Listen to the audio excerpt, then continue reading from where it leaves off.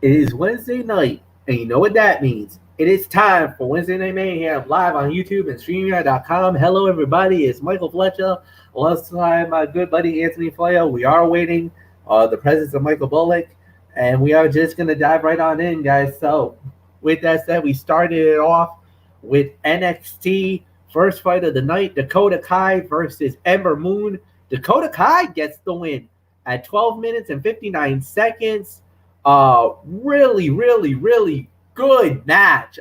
Great way to start the show with two great young women. Ember Moon and Dakota Kai really tore the house down, in my opinion. A tremendous match, to say the very least. And at the end of the day, I'm gonna say it. I think the right person won here. So this was easily 3.5 stars. A great way to start NXT. Anthony Florio, it is all yours. Well, I'll tell you, MF, you're right. What was the time of that fall again? 12 minutes and 59 seconds, just a second away. 1 second away from 13 minutes flat. Huh. Okay. 3.25, 3.5. This was a good opening match, but it lacked a certain energy to make it great. Ember Moon and Dakota Kai have had better matches in the past. The absence of Shotzi Blackheart was certainly felt, and it seemed like the whole feud had been cut short abruptly. Dakota Kai has been allowed to look dangerous, but has rarely pulled off dominant victories like this. She overwhelmed the War Goddess and secured a clean win without the need for the NXT Women's Champion to interfere. But something else came out of this. Raquel Gonzalez versus Xia Li. It seems premature, but NXT is clearly scrambling to reshuffle the card following the departure of 3 major female stars, all the Friday Night SmackDown, much to the delight of MF, with Shotzi Blackheart, Tegan Knox, and Toni Storm, now all a part of the Blue brand. But next week, when Gonzalez and Lee square off for the women's title, it should be a solid match at the least. So about 3.25 to 3.5 for me. I'm right there with you. Could have been a little better, but it was still a very good match, though. No doubt about that. So next week, MF, Raquel Gonzalez, Xia Li. I think this will be Raquel's toughest title defense to date. I believe so, too. I agree with that. Next up we had was Tyler Rust representing the Diamond Mine. He went up against Bobby Fish, and Tyler Rust gets the victory over Bobby Fish at 2 minutes and 42 seconds. But the one thing that did actually talk about after it was Kushida. Did Kushida show up? Yes. I don't think so. Yeah, Kushida showed up after. So Florio, what's yours? Oh boy. This was not this was not good. This was about 1 to 1.5. I mean, while the result was appropriate, the presentation was lacking throughout. This had a chance to be a really good sprint between 2 single stars looking to prove themselves, but it lasted barely 3 minutes, and a simple distraction ended the match. The crowd chanted that was garbage, which is a rare negative call from the NXT fans, but it actually felt appropriate here. This whole segment was a misfire that did not feel worthy of Kushida getting involved. But next week, Kushida and Bobby Fish will be teaming up against Tyler Rust and Roderick Strong. So that's got potential, but this was not good at all.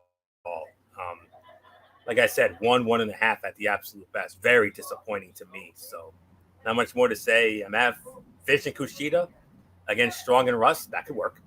Yeah, it could work. Yeah, this was a letdown. This was not very often that we can say Bobby Fish with a letdown here, and this was.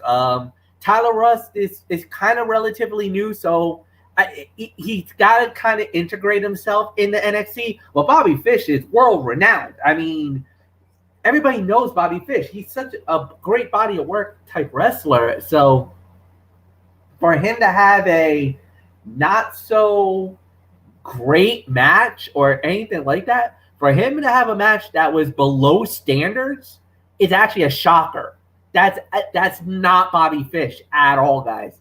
So I mean, could that have just been a bad night in the office? And for the NXT fans to call them out saying that this was garbage, oh boy.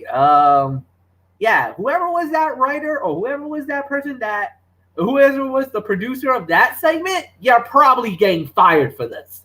I mean, that was not good. Not good.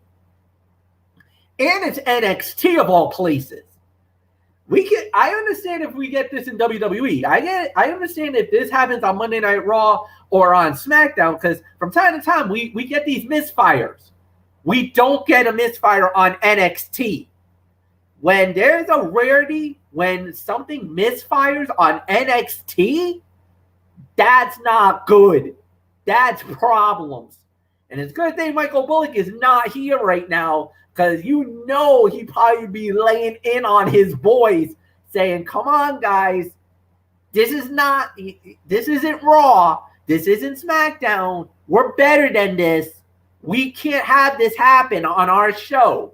I know Bullock would be calling someone out right about now for this. So next up we had was Saray against Gigi Dolan. Saray wins the match in 3 minutes and 26 seconds. Okay, fine. But we got ourselves a surprise. We got ourselves someone that we didn't think was going to show up. I'll bet you Florio fell out of his chair. And I know Michael Bullock is probably a Cheshire cat like grinning because God's greatest creation, Mandy Rose, is on NXT. Not only did she show up on NXT, but as of tonight, or as of last night, she is NXT. Mandy Rose has gone from Raw to NXT, and this is part of a trade I found out earlier today, and I'll give you the other part of the deal. Anthony knows it already, but I'll save that for the fans in just a moment. But yes, Mandy Rose, NXT. Okay, as far as the Saray goes, it was a cookie cutter match. It was what Saray has done recently. But my God, that drop kick. Oh my gosh, he decapitated Gigi. I was like, oh my God. The drop kick was absolutely devastating. I've never seen anything like that in my career, in my life, watching wrestling. Anthony Florio, yes, it's a paint-by-numbers match, but God's greatest creation, Mandy Rose, just showed up, and she's NXT. Oh my God, you must be bumming on the Raw brand. Oh man. And you know the running gag that we always had him at God's greatest creation besides me. And yeah, you know that. We won't be able to use that anymore. Oh yeah, because Bullock is the NXT guy. But oh my word. But speaking of falling out of your chair, we could have had a fun commentary moment. You know, Gigi Dolan. I mean, that's a young lady who I know MF would probably have a liking for, because you all know MF, you love redheads, and that's a fiery redhead and then some. Ooh. But that's a funny commentary moment. But anyways, serious business at hand. This was not a good showing for these two women. Dolan especially had to be looking to make an impression, but she seemed wholly uncertain in the ring. The only engaging parts of this match came when Saray was fully in control. That was about a 1-star effort again. The appearance of Mandy Rose was a surprise, though. She is a solid performer in need of refining, and she may benefit from some time in NXT. But the downside is WWE, as we all know, going back on tour this week, 48 hours from now on Friday night. And the Golden Goddess is in a story right now with Dana Brooke. And it looked like they were setting up a possible women's tag team title feud with Mandy and Dana against Natalya and Tamina. That could have been something good. That could have been great. And that could have been the big moment for Mandy and Dana to become women's tag team champions. But obviously that's not going to happen now. So Uh, Bullock. I don't know how in the world they pulled this off, but what a shocker to say the very least. I mean, I did not see this coming at all, and the trade is a Tony special. That's all there is to say on that. It's a Tony special. One Tony favorite in exchange for another, and we'll see. We'll see. So, fight, 1 star, another fight, but Mandy Rose. I mean, that's a big surprise. I mean, well, we'll see. We'll see if it works. So, not much more to say. MF. It looks like Mandy's going from a possible tag title feud with Dana against Natty and Tamina to this now. A little mind-boggling for me. Yeah, and the question is what they're going to do with Mandy Rose. What is her her ammo? What are they going to do with her now that she is NXT? So we're going to have to wait and see how that plays out. But yeah, absolutely. This is going to be very interesting to watch and interesting to see. So nothing more to say. We're just going to dive right into the next thing of the night, which was Dexter Lumis going one-on-one with Santos Escobar. Santos Escobar wins the match in 5 minutes and 47 seconds. After the match, it looked like Indy Hartwell tried to do what Dexter did a week ago, failed because, I mean, that's a whole bunch of body weight that fell. Then try to go for the kiss, and then Candice says no. Basically turned into a referee like Herb Dean in the UFC, and Lily tackled Indy Hartwell to get her away from Dexter Lumis. So, unfortunately, Index has to wait yet another week before we get the golden moment. But, Anthony, aside from that, it's all about your boy, Santos Escobar, back on the winning track, back on the winning path, and knocked off a pretty good star in Dexter Lumis last night. And what was that time again? 5:47. 5:47. 2.5 stars, 2 3/4 for the most part. While the frequent interference kept the two men from truly finding their groove, Santos Escobar and Dexter Lumis showed their chemistry in spurts. They can tell a fantastic story with the right build, and that should be revisited when the time is right. For the moment, it is Hit Row versus Legado del Fantasma. NXT has rarely had two stables this dangerous and ready to feud. Isaiah Swerve Scott can benefit from working with Santos Escobar in a new dynamic given their proven chemistry. So, give us about 2.5 to 2 3/4 of a star. A little short for my liking, but still all right. Could have been even better with more time, but it is what it is. But MF, I can only give it 2.5 to 2 3/4. All right, I could give it 2.5. I agree with that. I think it was an okay match. Really nothing more to say.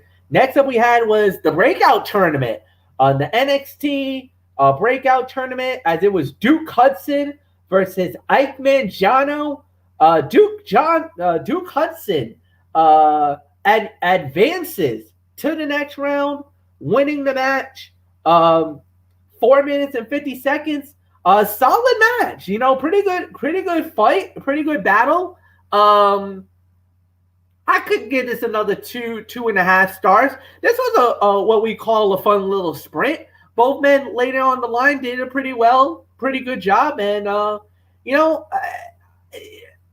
however you feel about the match, I thought it was solid. So I really got nothing bad to say. Anthony, this was an all right match. 2.5 stars for me.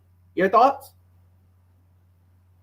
Yeah, 2 to 2.5. This was a solid debut under the name of Hudson for the wrestler previously known as Brendan Vink. He showed some personality and pulled out some impressive power moves against his smaller and faster opponent. The problem was that Jiro made more of an impact in a short match. He is a colorful performer who is hard to forget. He may never be more than a comedy star, but he may soon be the better prospect. We'll see. 2.5, fun little sprint, as we say. So let's move on. All right. Next up, we had was Katen Catanzaro and Kaden Carter My baby girls, going up against Jessie Camilla and Aaliyah. And when it was all said and done, Kaden Carter and Casey Catanzaro wins the match in 3 minutes and 23 seconds. But once the match was over, Aaliyah went off. She started beating the living daylights out of the Robert Stone, basically saying, I've had enough. I'm done with this. And guys, this is the trade. Mandy Rose to NXT. Aaliyah is going to Monday Night Raw. Yeehaw. Anthony Florio, you lose a goddess, but oh boy, do you get a bright young blue chipper in Aaliyah. Hubba. Yeah. Yes, sir. Yes. I said it was a Tony special, didn't I? It is a Tony special. Yes, you did say it. It sucks to lose Mandy, but MF, you know the love affair I have had with Aaliyah for a long time. Yes. I know you've had your eye on this baby girl for a while now. Yes. Oh, yes. Very much so. And I always kept wondering, for the longest time, she was, the weak link of that women's division, drop dead gorgeous, but can't work, very green, but wow. A big change in the Robert Stone brand. That's all we can say. Aaliyah's out, and it looks like we might be having a little thing here with Mandy Rose, with maybe Frankie Monet, maybe Robert Stone and Jessie Camilla. I don't know how that's going to work, but that was the best I have ever seen Aaliyah look. And when I saw her going to town on that ham and egger, oh yeah, I was going crazy. And that's all I can say on that. And but it was not much of a match due to a lack of time, but it did change the dynamic of the women's division in an important way. Frankie Monet found her support to help her rise up the ranks, while Aaliyah may get a chance to see if she can fend for herself. Kaden Carter and Casey Catanzaro, MF special there, have put it all together finally, and it feels like the right time for them to take the next step. They are the most well-established tag team in NXT. The women's tag team titles should be in their immediate future. And who knows, maybe we'll see them against Zoe Stark and Io Shirai maybe down the road. We'll see. But like I said, it sucks to lose Mandy, even because, Mandy's improved leaps and bounds. She really has. And, her and Dana, I thought her and Dana were really coming together as a tag team. And I thought that, down the road, they were going to eventually become the women's tag team champions. And they were teasing a possible title feud with Natty and Tamina over the last several weeks on Monday Night Raw. But those plans might have gone up in smoke. Who knows? Maybe they might put Aaliyah with Dana Brooke. That's very possible. So I don't know. But all I can say is it is about damn time that Aaliyah got a chance to shine. That is far and away the absolute best I've ever seen her. And what I mean by that is what she did to Robert Stone. Wow. It's about damn time that we got to see that fire and that intensity. I know that young lady has it, and she does. And she brought it out. Yeah. And MF, all I can say is, with the love affair I've had with this one, I think if she was ever going to go to the main roster, it's only fitting that she end up on my show, Monday Night Raw. And all I can say is, Aaliyah, darling, welcome to Team Red. And I promise you, unlike what happened down there in Black and Gold, where you kept getting damn near buried every week, baby girl, you're going to get some opportunities. I hope and pray that Raw will take better care of her than NXT did. I don't think NXT did a really good job with her. Because they made her look foolish every single week, last night included, before they finally, or she finally got that big moment at the end. So I'm a little iffy. because, like I said, she's not the best. You know, she is green around the edges. I'm not gonna lie, but I am hopeful that that Team Red will take great care of her, and hopefully she'll get more opportunities, and we can start finally taking her seriously as a serious competitor instead of someone out of the diva era, if I can say that. So that's all there is to say. Match was another fight, but it was a big moment for both of us, MF. I mean, your girl, Casey Canton-Zero, we know the love affair you've had with that one since American Ninja Warrior. Yep. She won your heart. And Cadence, I'm warming up to her. But ever since she teamed up with Casey, and I've seen a lot of their TikTok videos and everything else, yeah, I'm definitely vibing. I definitely am digging both ladies. I'm definitely digging into to Kaden Carter. She's definitely won me over, but Casey, man, yeah, like you said, it goes all the way back to season 2 of American Ninja Warrior. Yeah, especially when she did what she did on that course. Oh yeah, that's what did it. She took on that first course and got all the way. She got to Mount Midoriyama. She got to the Mount Midoriyama. She got to Vegas. So yeah, she became one of the pioneer for the women of American Ninja Warrior. So yeah. Yes, absolutely. And she got a big moment because she got a big win. And my girl Aaliyah, I mean, have you ever seen Aaliyah look that good? I mean, come on, MF. I mean, ever since I can remember, every time we saw Aaliyah in a match, she would not only lose, but she would damn near get buried in the process. Yeah. No, this is without a doubt probably the best she looked. But the thing is that look, it gets to the point that sometimes you need those type of moments to break through.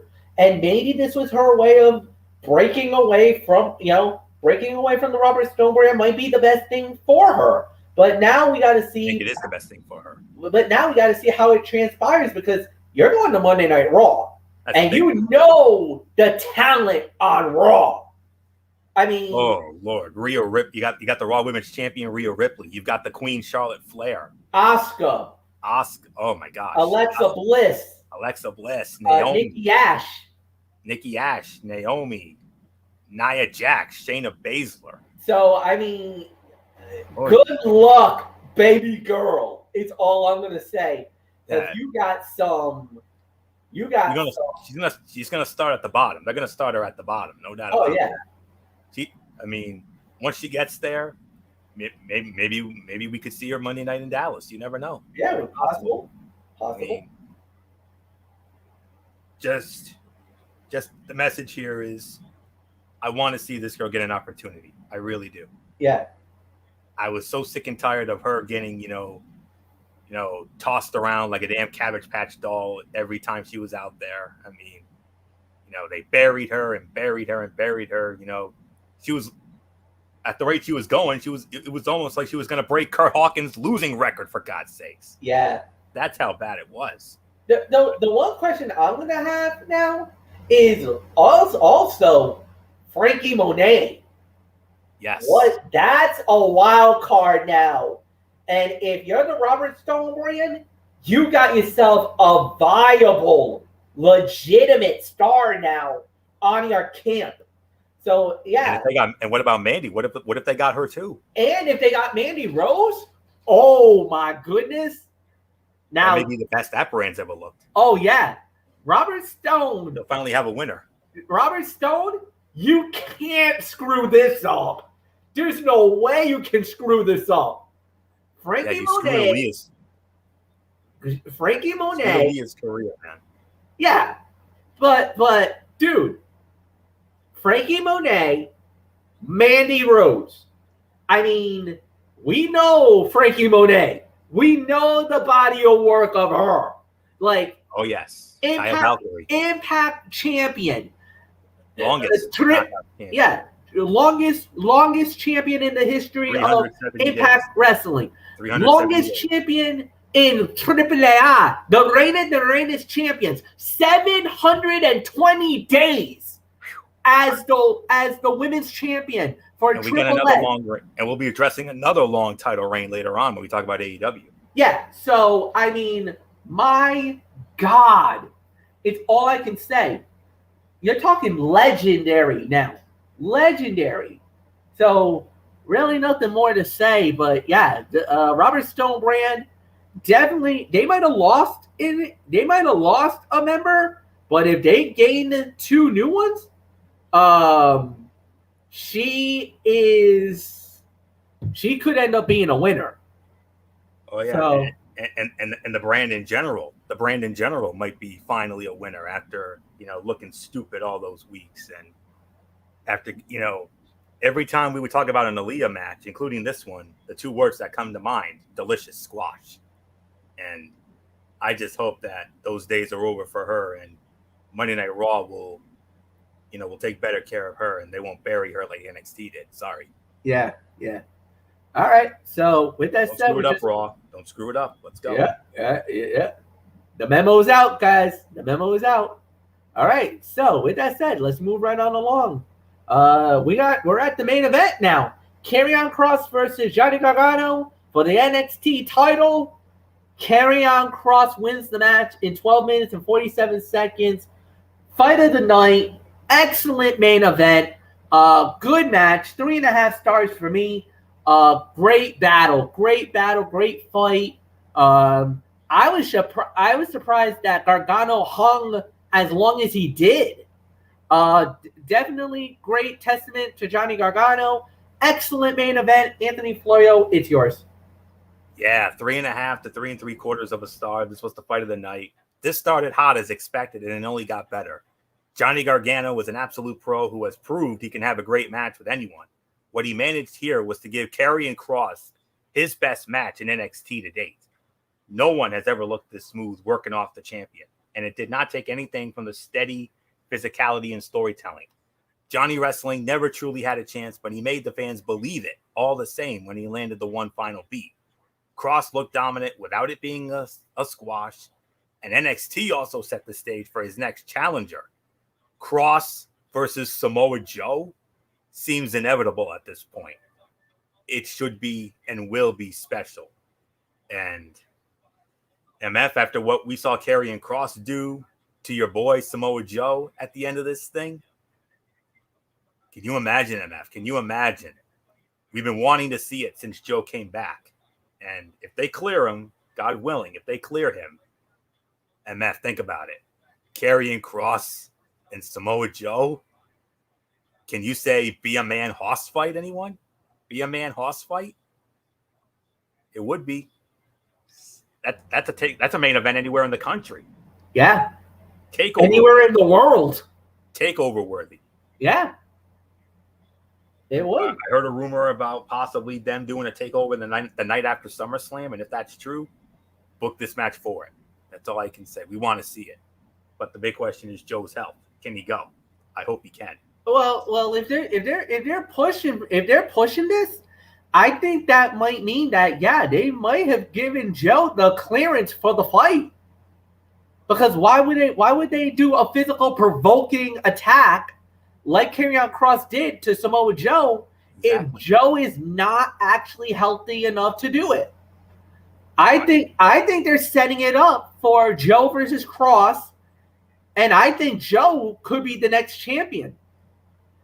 I believe it would make him a 3-time champion. He would be a 3-time champ. Yeah.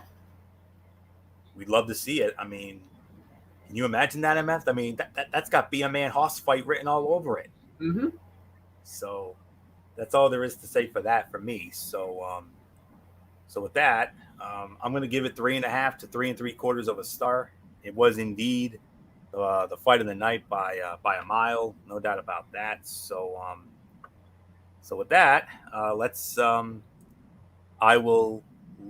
start it off when it comes to the overall thoughts. I would probably give this about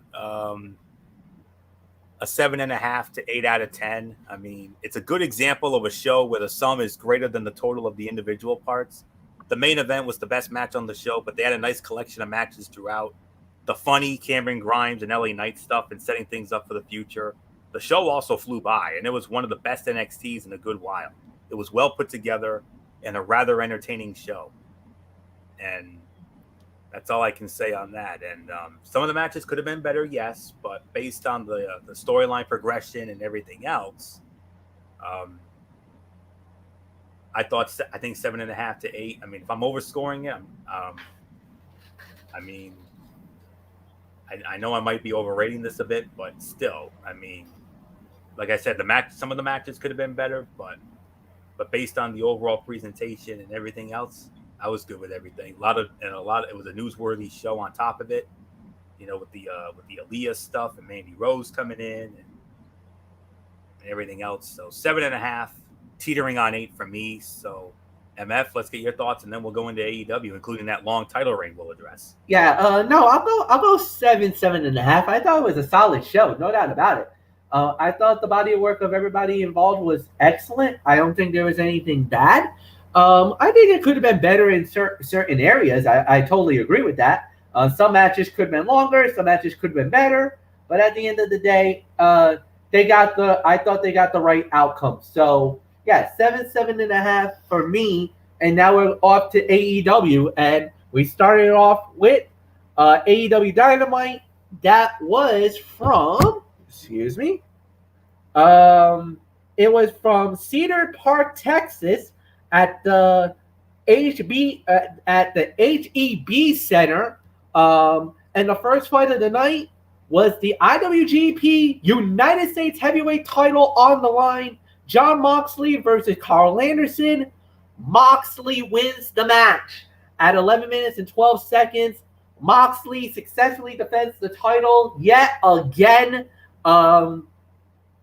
Great match as always. And for me, this was easily about a 3.5-star fight. Excellent start to the show. Anthony Florio, it's yours. And this is where the other long title reign comes into existence.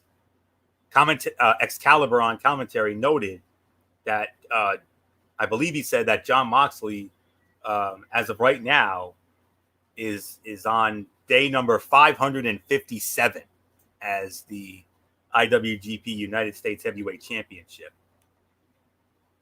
It was January the 4th of 2020, Wrestle Kingdom, when he won the title from the Murder Hawk Monster, Lance Archer, and he did so in grand fashion, winning it in a Texas death match. Hold on to your hats for that one in just a moment. There was no harder way to kick off this show in front of a live audience than with Jon Moxley. The crowd was electric for the U.S. champ, and it lived and breathed with everything he did. From the opening slugfest with Carl Anderson to the back-and-forth action that followed, they were wholly invested in the night's first bout. Anderson looked like $1 million, reminding everyone he's more than one-liners and a tag team specialist with the Good Brothers.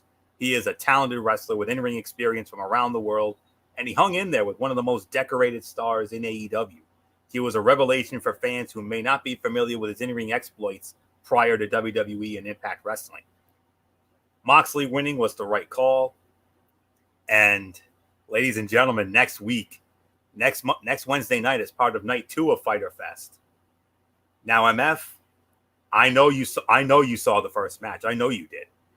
You saw Wrestle Kingdom, January 4th of 2020, when Jon Moxley took the IWGP United States Heavyweight Championship from Lance Archer in a Texas death match, correct? Yes, I remember that fight very vividly, yes. Before you get into that and drop your JR knowledge on it. Sure. How would you like to see that sucker one more time? Oh my God. Murder Hawk Monster versus Moxley 2. Oh man. In another Texas death match. Oh my God. That's going to be insane. It's going to happen. It's going to happen next week. Moxley winning was the right call and sets up a Texas death match against Lance Archer, as set up by a post-match promo by the Murder Hawk Madman. Given their previous encounter in Tokyo, fans, including MF, should be elated at the idea of them waging war one more time. So 3.5 stars. I definitely agree with the rating for the match. Great way to start. You couldn't have picked a better way to start it off. I mean, that crowd was going to be hot, and that was a hot-ass crowd, and you got to bring out the man who hypes them up, and that is Mox. And I believe it's the first time in match we've seen from Mox since he became a daddy. So a big moment for him. So So 3.5 stars for this. MF next week. I mean, what are us wrestling fans? What are us wrestling fans going to be in for when we see these two go at it in the Texas Death Match? What was the Wrestle Kingdom match like? I never saw it. It was insane. I mean, basically, it's literally last man standing. That's what a Texas Death Match is basically. Either you knock your opponent out to the count of 10, or you make them submit. And anything goes.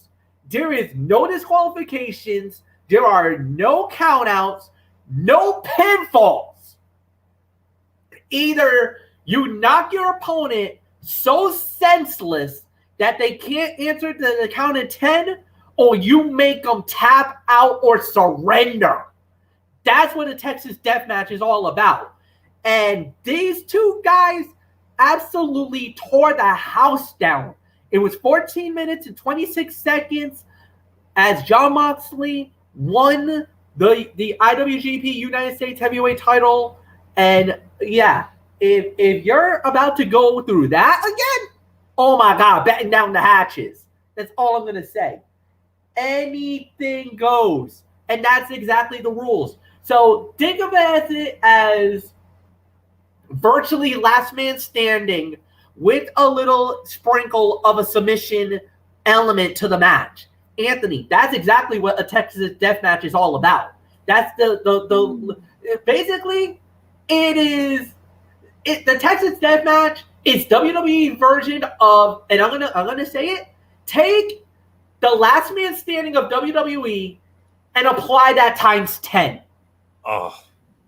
That's basically what you're getting. Last man standing, plus you also get the added element of submission. So either you submit or surrender, or you get knocked, or you get KO'd and you can't get up by the count of 10. You do that, the fight's over. I only remember seeing one sort of match, one Texas Death Match in my lifetime. Maybe I'm not remembering the past others, but there is one that definitely comes to mind that I remember seeing. Okay. It was in TNA Impact Wrestling Sacrifice 2007. Cowboy James Storm versus the Wildcat Chris Harris. Oh yes. Oh yeah, that one's reminiscent. Yeah, and it's almost similar. There's quite a few fights that we could probably go through the archives if we find it. And, well, there's plenty of them. They're out there. I know for sure they're out there. And you've seen a lot more of those than I have. So. Oh yeah. And I know you saw that other one. So. Oh yeah. That Wrestle Kingdom one was awesome. If I can find it, I'll send it to you, Floyo. Give you a little. I'll whet your appetite over what you're going to see next week. But oh my God, I'm surprised it only lasted 14 and a half minutes. I thought it would have lasted like 20, 25 or longer. Nah, because the thing is that because this was night one, there was still 3 other fights. You still had Hiroshi Tanahashi versus Will Ospreay, which took 24 minutes. You had Tetsuya Naito versus Jay White. That was almost 34 minutes. And then you had Okada versus Kota Ibushi, and that was for 40 minutes. And that was your main event. Yeah. Of Wrestle Kingdom. Absolutely. So, I honestly cannot wait to see it. So, yeah. I think I found it here on YouTube. I'm looking into it myself. So all right. So yeah. So don't worry about sending it to me, MF. I'll find it on my own. But okay. But good deal. Yep. So I just wanted to get your thoughts on it because you know about this match a lot more than I do. I've only seen a handful of these. You've seen a lot of these, so that's all I can't wait. I can't wait for this fight. Me neither. So, all right. So with that, the hatches. Yeah. Three and a half for that match there. All right. So next up we had was Brian Cage versus Ricky Stark for the FTW title, the winner of the bout in 9 minutes and 52 seconds, and new FTW champion, Ricky Starks. Anthony, 9:52, we got a new champion, but it looks like Team Taz is kicked out. Brian Cage out of Team Taz because Ricky Starks now has possession of the FTW title, and it looked like Powerhouse Hobbs had his hands all over this match. Whoa, yeah. No doubt about that. Yeah, there are some things that definitely need to be addressed here. As far as the match goes, I'll give it about 3 stars for the effort. I mean, the outcome was fairly unsurprising, if only because it seemed like from the beginning, Taz and his team were growing tired of Brian Cage's positive change in attitude. Had you insisted that Ricky Starks would win with the help of his teammates, it likely would not have stunned too many. What did, though, was the overwhelmingly positive reaction for Ricky Starks by the crowd. Whether they appreciate his talent and charisma or simply did not like Brian Cage, they were completely behind him as he worked over the monstrous champion, and even more so after he delivered the spear that ended the Machine's reign. Cage will absolutely seek revenge and hopefully find momentum in his AEW run. To this point, it's been lacking. Maybe a babyface run will allow him to win over the audience. If that doesn't, his ability to throw his body through the air despite his immense size certainly will. MF, you and I know Brian Cage. We've seen his career for the last few years. You know, it really took off in Lucha Underground when, you know, he was a monster badass heel down there and did some big things down there. And then, of course, went to Impact Wrestling and became an Impact World Heavyweight Champion before losing the title to Sami Callihan on that premiere edition of Impact Wrestling on Access TV, October of 19. So, but anyways, you know, we'll have to wait and see. So, 3 stars for me. MF, I mean, was it just me, or did we have an IWC crowd there in Texas? I mean, they were cheering for Ricky Starks, even though he was the heel and Brian Cage was the pseudo face in this. Yeah, but I kind of feel like Ricky Starks, because of the fact that he did get the body of work and a lot of people liked him better. I think a lot of people are not really sold on Brian Cage. I think that's what happened. I think even though they're trying to make him a face in this rivalry and everything else, I just feel like right now, Ricky Starks probably, it's one of those things where if they were trying to push Brian Cage to be a face, I don't think he's got the makings of a good guy. I just think that's why a lot of people kind of didn't buy it. They're not buying in on it. So I don't know. It's kind of one of those type of situations. But no, this was an excellent match. 3 stars for me. Let's move on with the next match of the night, which was we had a lot of segments after. All right, Matt Hardy versus Christian Cage. Christian Cage wins the match in 13:07. Solid match. Good battle, good fight.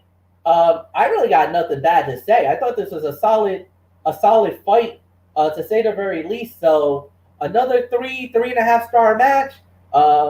Right man won. And Anthony, it is yours. Yeah. MF, we know the history of these two. I mean, goes back 22 years.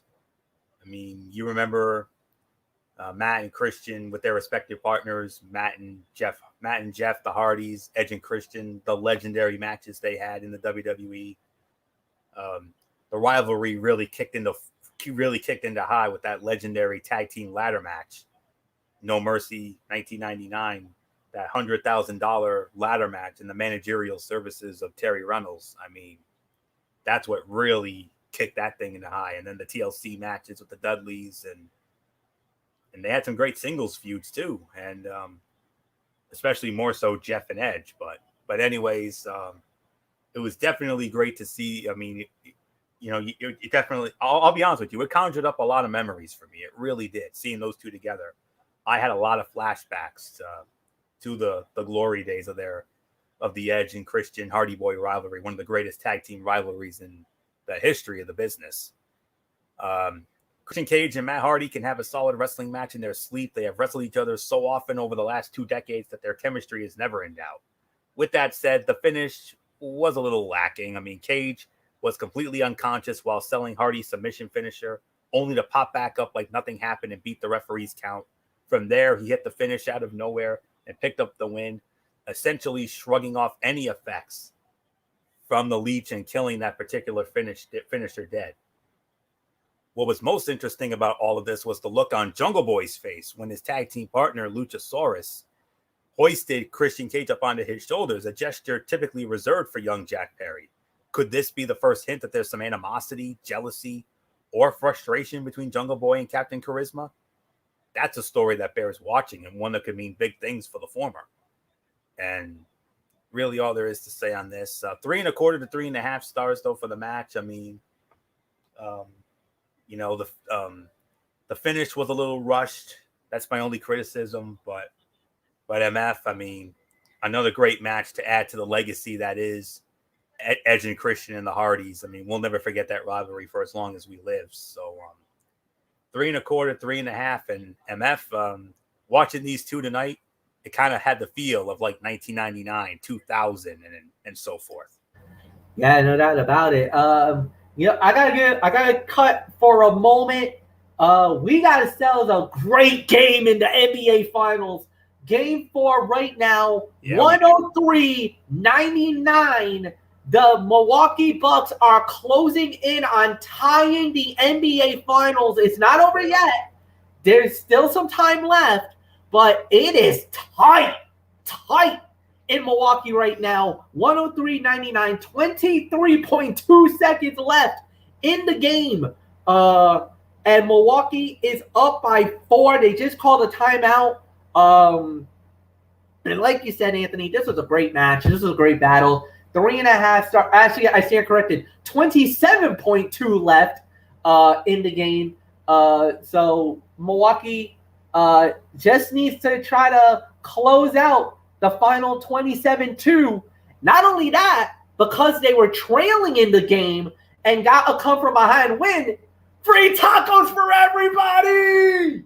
Yes, for free Doritos Locos tacos. If Milwaukee could slam the door on this, but they got to finish it. They got to win it.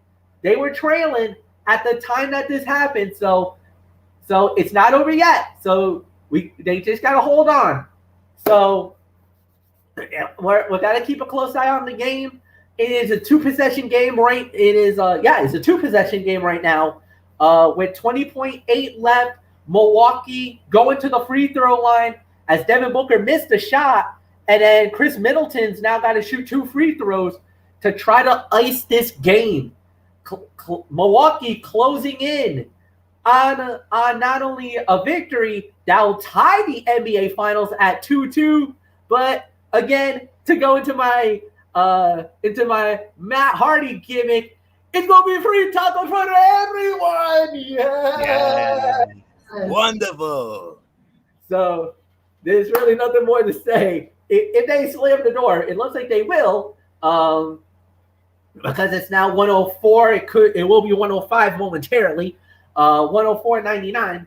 But we'll get into more wrestling. So 3.5 stars, no doubt about it. Next up we had was Sammy Guevara versus Wheeler Yada. Sammy Guevara wins the match in 4:33. It was an all right match. This is a match that we've seen on you see on Elevation, or a match that you would probably see on or it's another match that you would probably see on what's it called?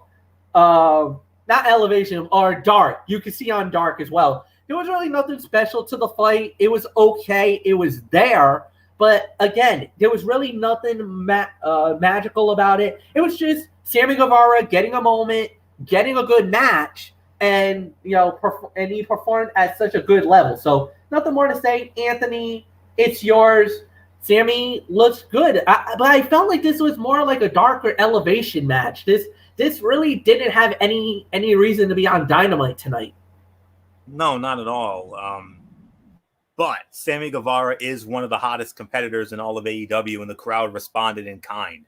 The Texas fans greeted Guevara as if he was one of the top stars in AEW, and he performed up to it. He matched a young, driven Yuta and earned a hard-fought victory. This was a showcase for Guevara more than anything, even if his opponent showed the type of in-ring talent that would suggest he is a star of the future. If not for AEW, then someone else. 2 to 2.5 for the effort. Fun little sprint, as we always say, even though it did have the feel of an AEW Dark or an Elevation match. But, still a fun little sprint. I mean, I'm not going to knock it. So, not much more to say. MF, it's time for some hot women's action, including another Tony favorite. Oh, yeah. Oh, yes, indeed. Yuki Sasaki, but she goes up against Superbad Penelope Ford, and Yuki wins the match. 6 minutes and 45 seconds. Anthony, good match by both women. We know how much you love Penelope Ford, but give it up for Yuki, man. That was a big win for her. Huge win. Big win. I gotta call it a little bit of an upset, though. I didn't think she could take her, considering how hot that Penelope Ford had been. I mean, she had been on a major role, but then again, a lot of those matches were on Dark or Elevation. But Sakazaki is a strong wrestler, and Penelope Ford has been growing with leaps and bounds every time she competes in an AEW ring. But this never really kicked into the next gear, and the result was a perfectly acceptable wrestling match, though nothing else. That it likely means nothing for the immediate or long-term future of the women's division, makes its inclusion on the show, as opposed to AEW Dark or Elevation, somewhat curious. But I think I might have some business to do here in just a moment. Inbounding, and that will do it. The Milwaukee Bucks have evened the NBA Finals at 2 games apiece. Bucks win it 109-103. So it is official. The Milwaukee Bucks have evened the NBA Finals 2 games apiece. Pivotal game, and I do mean pivotal, Game 5, as the series will head back to Phoenix. That will be on Saturday night. And we are now guaranteed a Game 6. And now, and the fans at Fiserv Forum will get to enjoy one more home game, their final home game of this season, and that will be on Tuesday night. And if there should be a Game 7, it will be next Thursday night. So either way, next Thursday night on Strictly Sports, a little programming note, next Thursday night on Strictly Sports, we will recap the NBA Finals one way or another, even if it does go to a Game 7, because it'll end right around while we're doing the show anyway. So we'll get it done. So there you have it. The match was another 2.5 or so match. Big win for Sakazaki. I mean, that was her first match in an AEW ring since the pandemic, and that's really all there is to say. So not much more. MF, the Bucks have evened the finals 109-103. Free Locos Tacos for everybody. Yeah, because of the comeback victory for the Milwaukee Bucks, they have given America free Locos Tacos. I want to confirm that, so hold the phones on that. But I do know that I believe if Milwaukee, because I think Milwaukee was trailing, that if they did come back and win the game, I don't know if there had to be a margin or something, or if they just had to come back and win it. But I know Milwaukee was trailing, and I do believe that if they did come back and win it, that they would be in line for the tacos. So with that said, we'll wait and see what happens. Milwaukee wins it. So like I said, I will let you guys know in a minute or so if that did activate the tacos for everyone. So I'll wait. So let's hold. Main event though was the coffin match. Ethan Page versus Darby Allin. Darby Allin wins it. 15 minutes, 22 seconds. Fight of the night. Excellent main event. 3.5 to 3 3/4 of a star. everything you wanted in a coffin match. It had it. A lot of drama, a lot of craziness. We even saw the coffin drop in the coffin. Oh my God, that was an insane scene. Great match. Anthony, Darby Allin, and Ethan Page should be commended. Hell of a match, hell of a fight, and what a main event! Great. This was a perfect main event for that crowd. And what was that time again? You went a little quick. 15:22. 15:22. Oh yeah, this was definitely the fight of the night. I'll go a smidge higher. I'll give it 3 3/4 to 4 stars. There's a reason AEW continues to trust Darby Allin in these high-profile bouts, and it's because he has an innate ability to deliver. The crowd loves him. He will take any and all risks to ensure they are left with something memorable, and he has a star power and charisma that few can tout. This early in his career, he is a bona fide main eventer. Against Ethan Page, he delivered all of the wild spots and suffered incredible punishment en route to another come-from-behind victory. Ethan Page is great and has been for a long time, dating back to his days in Impact Wrestling as one half of the North, along with Josh Alexander, the current X Division champion. He has absolutely earned the opportunity to thrive on this stage and proved it with his performance tonight. The coffin drop at the end of the show essentially ended the feud, so it'll be interesting to watch which direction those involved in the months-long feud head now. So that's really all I can say on this. 3 3/4, 2 4 stars for me.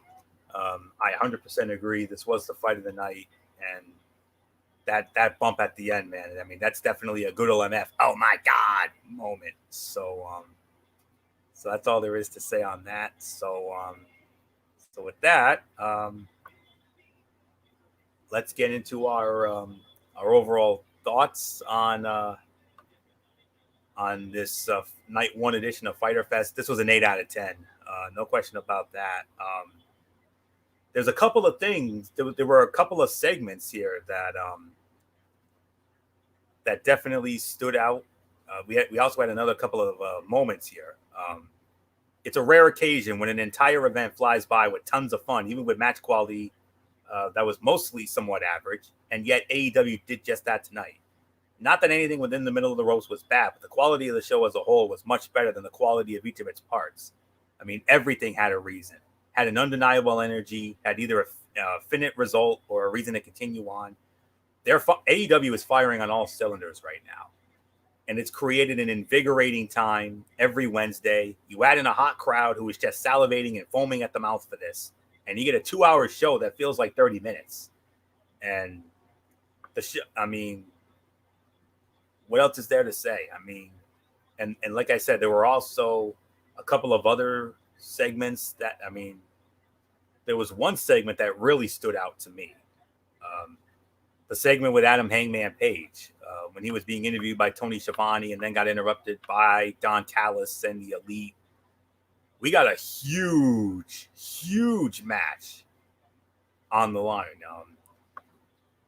It didn't say when it was going to take place, but this promo segment, which was another bit of excellence. It helps that the live crowd was red hot for Page and his budding rivalry with Kenny Omega. The fans believe in Hangman and genuinely want to see him win the AEW World Heavyweight title. The moment he does will be a monumental one, both for the performer and the young history of AEW. The match that resulted is a major main event with high stakes, the sort of thing WWE would book at the height of the Attitude Era in hopes of keeping its audience around. It was refreshing, broke from AEW's tradition of announcing things a week in advance, and will create a must-see feel for the remainder of the show. Now, think about this, MF. It's going to be Team Kenny Omega, which is really the Elite. Kenny Omega, the Young Bucks, and the Good Brothers. And they'll be taking on Team Hangman, or Team Dark Order in this case, which will be Adam Hangman Page, and he'll have to select four members of the Dark Order to team up with him in a 5-on-5 elimination tag team match, aka traditional Survivor Series elimination match, if you're scoring at home. High stakes in this. If Team Hangman wins, Adam Hangman Page gets a World Heavyweight title match with Kenny Omega. And on top of that, the Dark Order will also get a World Tag Team title match against the Young Bucks. But if the Elite wins, then nothing. Adam Hangman Page does not get a world title shot and no tag team title shot for the Dark Order. So it has not. The date for that has not yet been announced, but we'll keep an eye on it. And on top of that, there was another great segment: Cody Rhodes and Aleister Black, or Malachi Black in this case. I mean, oh my word! From the opposing suits to the ominous words of the heel and the intensity from the babyface, that was extraordinary. Crowd was red hot, the emotions were high, and the aggression was just right. Black's character needs to be fleshed out a bit, especially considering how WWE obliterated it creatively before a first run that no one saw coming. The excitement generated by the performers and the picture they are painting makes this an easy success.